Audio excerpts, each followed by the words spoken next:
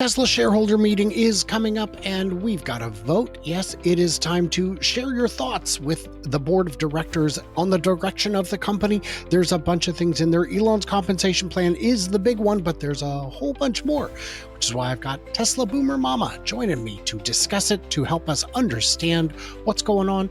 There will be two parts to this. The second part is coming tomorrow. It's more about FSD and a bit more about the voting. We'll get into all that and so much more. I'm Brian. Welcome to Futuraza. Thank you for joining me. We are talking about the shareholder vote. This is so important. If you guys don't know, this is how you get things done around here. If you don't know how to vote, you go to votetesla.com. That will cover it. Here's a bunch of the brokerages and all others listed at the bottom. We're going to get into this. This is all of the propositions that are up for a vote and Alexandra's thoughts on how she will be voting. And we're going to get into why and why it's important. The first one is re-election of board members for 3 years. Are there any board members out of the whole 9 that we take issue with? And why would we not want them back? And, what does the board even do? What does a board do? A board represents shareholders. So the board is actually there for us to ensure that a corporation enhances shareholder value. So that has a lot of topics under it. Could be corporate governance, could be compensation, could be ethics, could be all those things that are a little bit, difficult to define, but really make up a company at the end of the day. So they are there for us. And they are elected by us. The process actually is that the board, if they want a new member, they actually, interview a new potential member. Then they nominate that member for an initial half term or term, whatever it is. That doesn't have anything yet to do with the shareholders. I think it's also to scout out those new members to see whether they are really, good enough to then deserve a 3-year term. And then the next year they are on the ballot. This year we don't have any new members. Last year we had GB Strobel. GB Strobel, just for the little story, was one of the co-founders of Tesla with Elon then, and then left the company in 2021.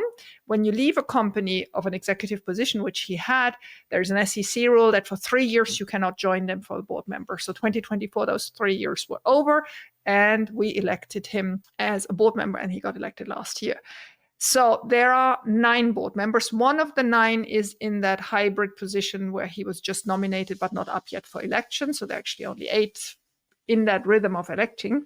But since there are 9, they have split it in 3-year terms that are rolling, meaning every year we vote for 3 of them, and next year we vote for the second batch of 3 of them, and the last year for the last remaining 3. So this year are up Ira Ehrenpreis, Joe Gebbia, and Kathleen Wilson-Thompson. They all have different roles and different competencies. I think they're all 3 worthy of being there.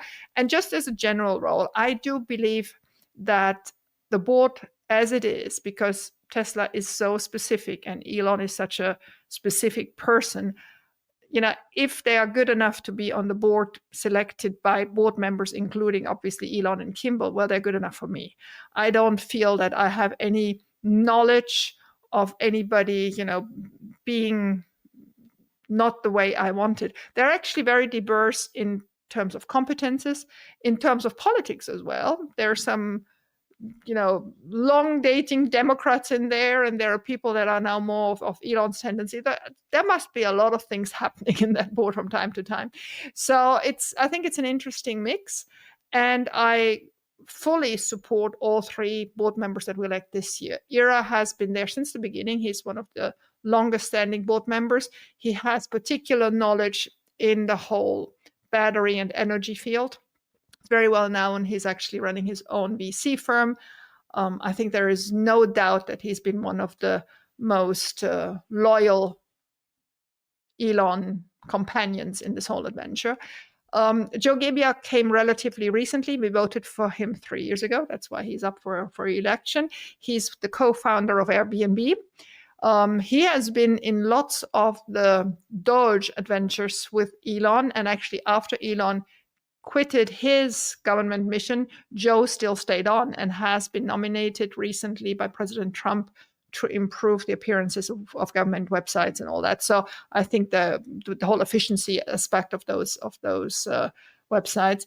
I think he's become very close to Elon, and deserves. I mean, whatever I see from him, I like very much.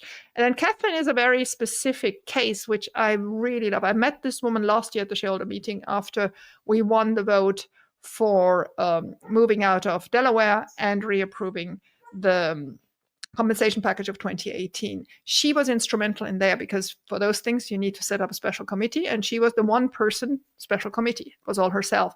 So she had a heck of a job last year. She comes from HR. She was in charge of HR, I think, at Walmart, but I may be wrong. A really high position consumer goods company, because HR is even tougher when you're in human resources in those consumer companies, because there's just so much, right? You have to really be very, very strict and understand your laws.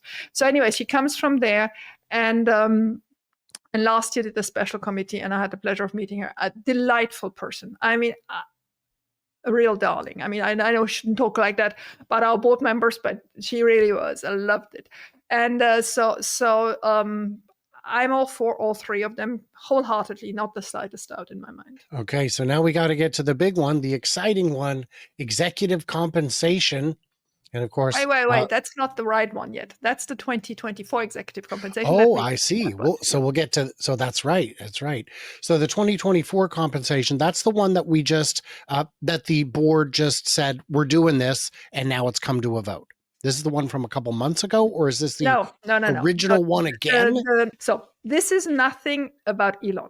The 2024 compensation is not about Elon. It is about all Tesla executives. Oh. And what happens is every year the board reports on how in the past year they have compensated their executives. And it has always been the same, meaning no bonuses. Mm-hmm. It's only a relatively small, much below industry standards, fixed compensation and options on the stock price. And that's it. And so every year they report on that so that we retroactively can say, we agree with this, or we want you to change. Now, if we want them to change, they can't change 2024. These people are paid, right? This is, all the executives of Tesla, but they would then take that into account to maybe change the way we're doing it in 2025.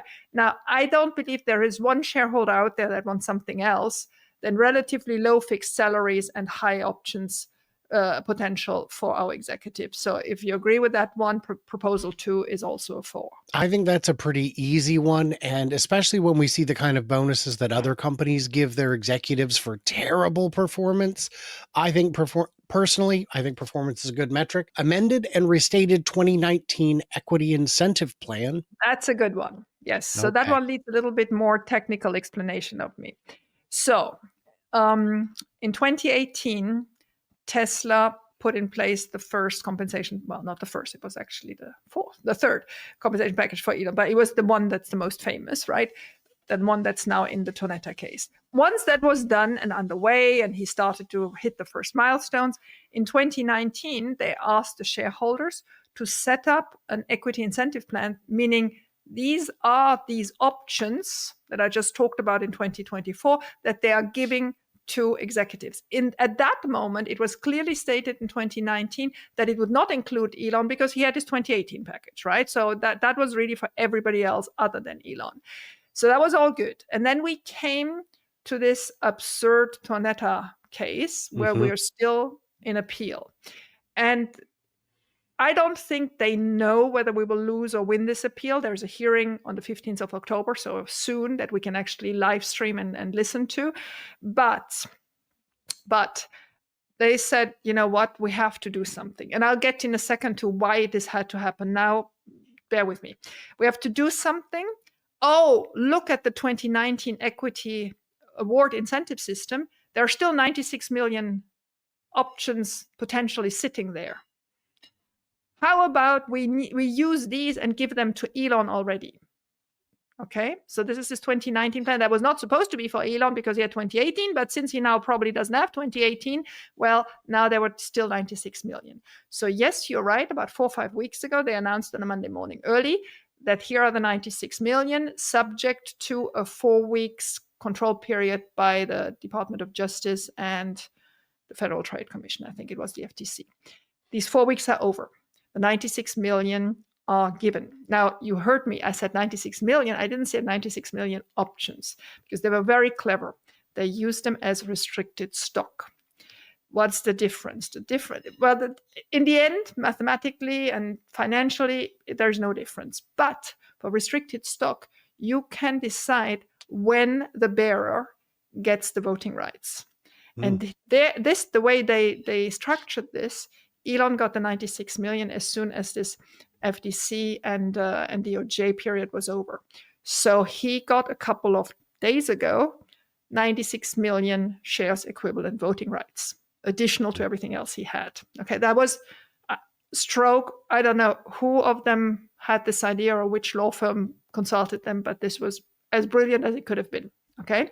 So they were still lying around, these 96 million. But obviously, these 96 million were still lying around because the purpose was that sooner or later, other executives would get them because Elon would have gotten his 2018 plan and probably will get his 2025 plan. So they're asking us in Proposal 3 to amend, including Elon, because we don't know what happens with 2018, and to restock it by 2 amounts. One being 220 million for Elon, which is actually what is missing from these 96 million to get to the 300 million that the 2018 plan had. So that would allow him to get those shares and whatever as soon as we know that the Tonetta appeal didn't succeed, and if they don't want to appeal to the Supreme Court in Washington. Right. So if they consider the case is closed, that would appeal. And it blocked the share price, our loss, because there's a loss. This whole appeal story, if we lose Tonetta, there's a loss of about 60 billion, is now locked in at the share price then, which was 334. We're now at 430. So they were wise. They actually earned us $100 per share of these 220. So this is a huge amount, right? So all this to say, we would stock up the 2019 plan. We would amend it to include Elon, which we already did.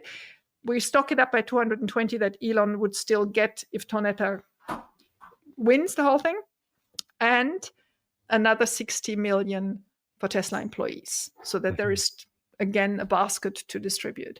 So for me, this is a clear yes, because first of all, it limits our losses in Tonetta, if losses are, and I mean, still horrendous amount. I want one person, not a lawyer. I want one person to explain to me why we lost this case and why we're losing 60 billion. I don't get it, right? I mean, I said many times, was that 2018 proxy written perfectly? No.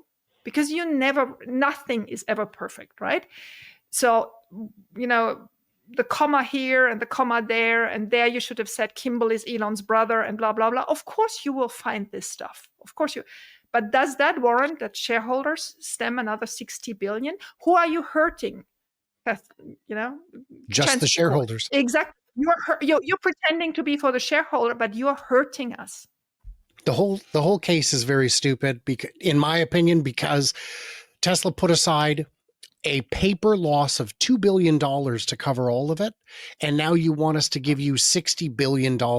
That's 30 times worse than the original deal, according to the plaintiff.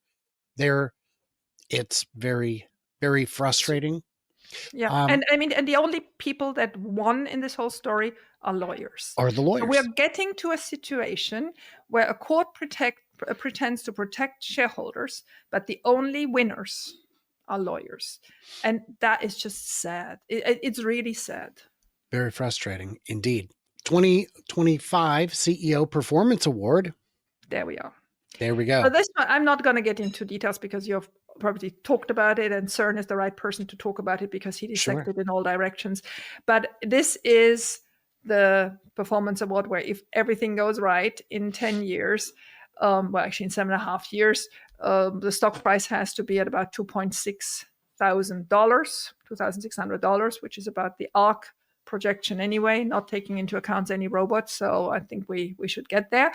And where the market capitalization of Tesla would be at 8.5 trillion, but also Elon would be paid $1 trillion. So this is all good for me. I said famously on Bloomberg, if he gets it, we got it, because that is exactly it. So that's my whole attitude to this compensation plan. As with the 2024 compensation of our executives, I am all in for performance.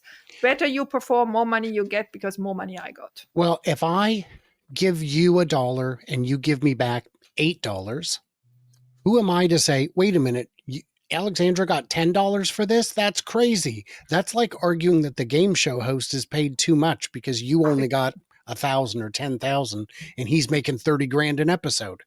Right. Because he's the host of the game show. The other thing I would say is these milestones are impossible. And many say they really are. If that's the case and you hate Elon, you should definitely vote for it, because then he won't get paid. And I would add to that these really are very, very difficult. And we know that because if you look at the Wall Street targets, they're not high enough to get even the first tranche. That's correct. So that means that these are, a lot of people said on the previous compensation plan, well, a lot of those were baked in. They were going to happen anyway. No, they weren't. No, they were not. They were guiding for it internally. Well, sure, but every company's guiding for amazing things internally. Exactly. That doesn't mean if they were going to happen, you, like me, would have bought the shares, which I did. So if you love the guy, vote for it. And if you hate him, you should vote for it, because then he won't get paid. He's going to work his butt off for nothing. For nothing. Oh, you're going to stick it to the man.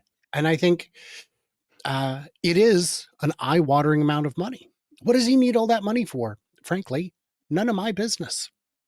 So first of all, none of my business as well. And then we know, he's not a lavish liver. He is not, on yachts or on 3/4 of an island or whatever.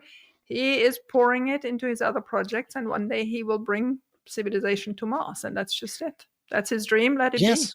Or he'll leave it to a foundation. I don't know, but it's just none of my business. How I spend my money's up to me, and okay. Can we agree this is the least controversial one? PwC is the accounting firm. PricewaterhouseCoopers, very well regarded. Well, it's actually funny. I got a lot of blowback on that one because people said, oh, it's been the accounting firm for the last, I think it's 20 years now, 18, 20 years. We should change from time to time. There's good into changing. But I tell you one thing, Tesla changes all the time. You certainly don't want to add the change of the accounting firm, because the accounting firm needs to understand, needs to remember how they projected and calculated and accounted for certain things. For example, FSD for the last 10 years, right? The method of including it or not including it. If you change accounting firms, the whole thing, the whole thing falls apart. I'm not saying falling apart in a bad sense, but you want this collective memory of both the accounting firm and the firm. I've got a weird thing on page 900. I'm going to go talk to Dave because I know it's his thing. That's lost when you change firms. This is a very well-regarded, highly reputed firm. Oh, and they have a reputation. I can tell you, if they would do this wrong for Tesla, well, we've seen this with Arthur Andersen in the Times, with Enron. They don't want to touch it if it's too hot, and PwC certainly is not. Right. Number 6, eliminate supermajority voting requirements. So this is a history. This is very complicated. This is probably the most debated discussion on X with me on my vote being against it. Now you have to understand this is a whole story. The story started in 2014, and I'm sorry, I always feel like I'm a grandmother telling these old stories, but it is an old story. So in 2014, Mr. Shevardin, a certain Mr. Shevardin, I think he lives in California, did his first proposal asking Tesla to eliminate supermajorities. What's a supermajority? Supermajority means that to change anything that is under the supermajority umbrella, so these are different things of the bylaws, different articles, whatever, that the company decided to put in this supermajority umbrella, that these things shouldn't exist. They should all be majority votes only. What's the difference? A supermajority needs 66.6% of votes of all outstanding shares. We have currently 3.3 billion shares outstanding. So that means about 2 billion shares have to vote to change anything. So things that are in the super majority bucket are super protected, okay? And so Mr. Shevardin is on his white horse, galloping on the beaches of California and writing to any and every big mega cap, Meta, Amazon, you call them, saying stop with the supermajorities. There's even, I think it was him, the origin of a Harvard study on that says, oh my God, companies that don't have supermajorities perform better on the stock exchange. Okay. Well, whatever. That's his whole theory, and he walks around on his horse, blah, blah, blah, blah. So Mr. Shevardin did that 2014, I think 15, 16, 18, 19, every year he's back, right? Sometimes he writes it a little bit like that, a little bit like that. So he is what is called a true activist. He buys a little number of shares, could have been 9, a bit more now, but just the necessity to be able to show he has constant shares, because to do a shareholder proposal, you need to hold them. If you're a little amount, it has to be 3 years. If it's a little bit more, it has to be 1 year, whatever. So he has this little amount, he holds them over 3 years, and he can bring every year his shareholder proposals. I don't want to completely say he's ridiculous, but he's a bit ridiculous. And then he teamed up with 2 others. One is called Mac, and I don't remember. But anyway, there's another one. The other one is much more organized. He has a company, and that company seems to be financed by George Soros. And I know every time I say that name, everybody straight away goes with it. But I mean, what I try to explain is they have an agenda, and their agenda is being anti-billionaire. Okay, that is no doubt about it. So Shevardin's big horse is that we should have simple majority. Now, most people don't even understand what I currently explained, which I completely get. I mean, you've all enough things to do in your life to understand the whole things. But when they hear, oh, a simple majority, oh, that's great, let's do simple majority. Sounds cute, right? The problem is when you have simple majority, and if you are a stock, a traditional stock where it's mainly institutions, meaning ETFs and whatever holding the fund, you can actually team up with the Vanguards and the BlackRocks and the Fidelities of your world, and you get to 50% quite easily. If you have the meeting of 10 people with the right access to stock proxy votings, you can get anything through. You actually give these ETF managers more power by allowing only majority votes and not asking for the supermajority votes. So proposal 13, we may get later to it. Here again, see him, Shevardin on his horse, asking simple majority for all votes. Okay, 13, that's him as well. Now, what happened over the last couple of years is in some of those previous years, while we were still in Delaware, his proposal actually got more than 50%.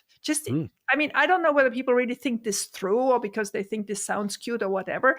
So he got close to 50%, but you would need 66.6% of all outstanding shares, not only of those voting, to really change it.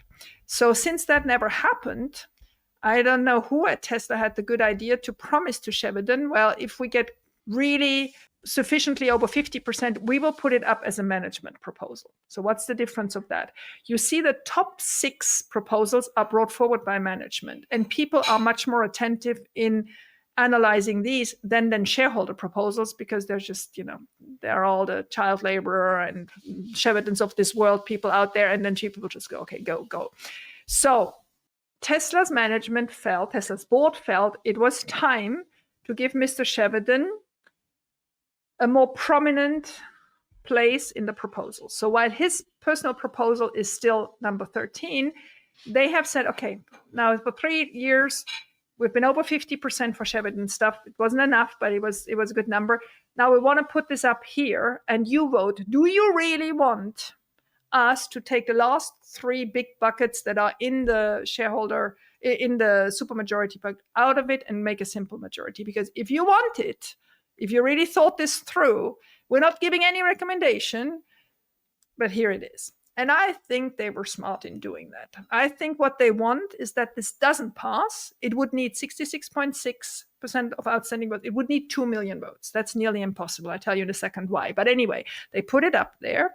And I think we would be very wise to vote against it so that this subject is over and Sheridan cannot come back on his horse. I mean, he may come back and bring it, but it will always be one of the lower thing. And the answer from Tesla will be, look, we did it. We brought it all the way up there and it didn't pass. Okay. Authorization to invest in XAI.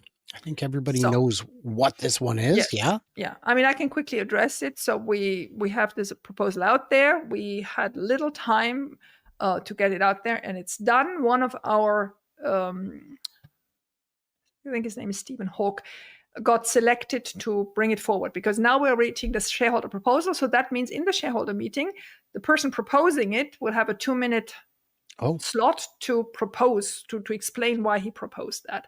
And so he's going to present that, and then you have to make up whether you want to do that. Now, the way this was framed, this was done by Amy, was to give Tesla a very wide range of possibilities. We didn't say you have to invest X amount, or we didn't say you have to do it as a share swap, or we didn't say anything. We just said, we're interested that you look into this further.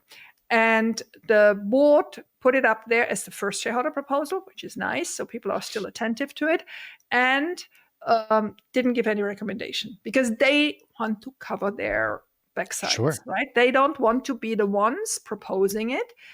We know Elon is for it. Elon said multiple times, if it was me deciding, it would have been done a long time ago. We know that all these AI companies are getting crazy valuations. So some people feel we're already late. Some people feel we're still very early. It's very risky. All that is true. What we're not saying is, here, vote for it, and tomorrow Tesla will do something for 10 billion. That's not what we're saying. We're saying, dear board, this is the temperature of shareholders. Let's say it's under 50%. Well, then the board will say, you know what, the shareholders are not for it. The story is dead.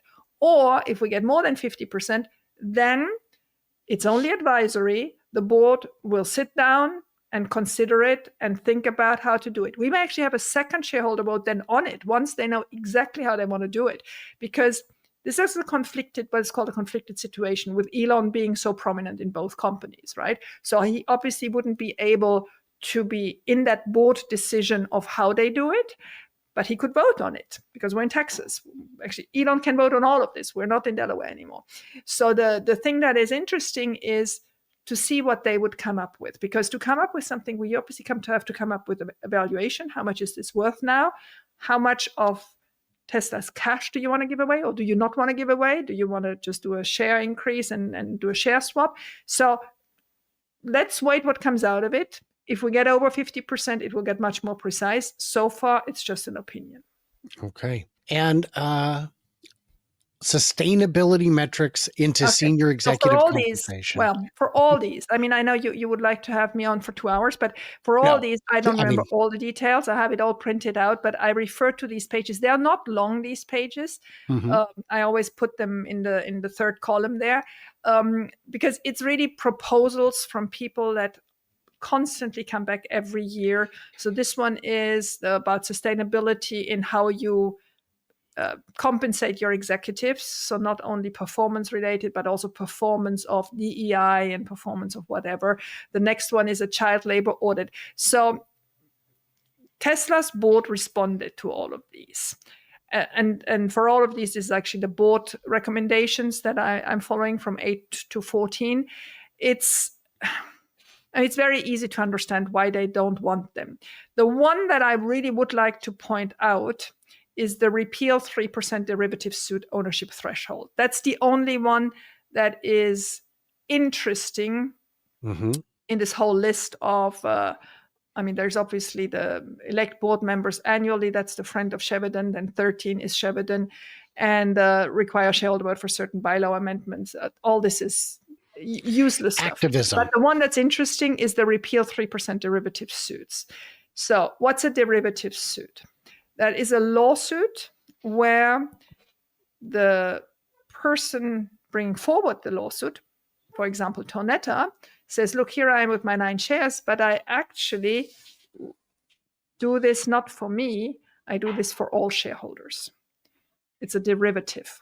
Okay. It's not about me personally. It's about shareholders, minority shareholders. So when you have this situation, it's a derivative suit. And the person bringing forward proposal 10 hates that under Texas law, Texas passed a new business law, which said that the threshold of shares you need to own to bring forward these shares are 3%, and Tesla adopted that. So that means that if you want to bring those derivative suits forward where you declare yourself the placeholder for everybody else, you have to have at least 100 million shares, because we have 3.3 billion shares outstanding, 3% being 100 million shares. Now, you don't have to be a single person. You can group together and have 100 million. So it's not impossible to do, but it's obviously much more complicated than 9 shares. And so Tesla adopted that. I love that they adopted that, because I don't want to be stuck in these lawsuits all the time. I don't want to make these lawyers rich. We talked about it earlier. I want Tesla to concentrate on their job. So they adopted it. And this proposal 10 wants to get rid of it, of this 3%. I mean, that's absolutely insane. The idea that you could get bogged down by anyone with 9 shares. That is, I mean, we've already talked about that enough. And the good news is the people who would have an issue with this don't have more than 9 shares to vote. And remember, every vote, every share you have gets a vote. So if you have 10 shares, you get 10 votes. If you have 10,000 shares, you get 10,000 votes. And those are just some guidelines on all that. All right, guys. Well, there's so much more to cover. We're going to get to some more tomorrow. Alexandra, I want to thank you so much for joining us. Everybody in the comments, what do we miss? What do we misunderstand? Leave it, I beg of you. And everybody else, stay tuned, stay juicy, and I cannot wait to hear from you clever robots tomorrow when we talk about FSD and the last of the voting questions.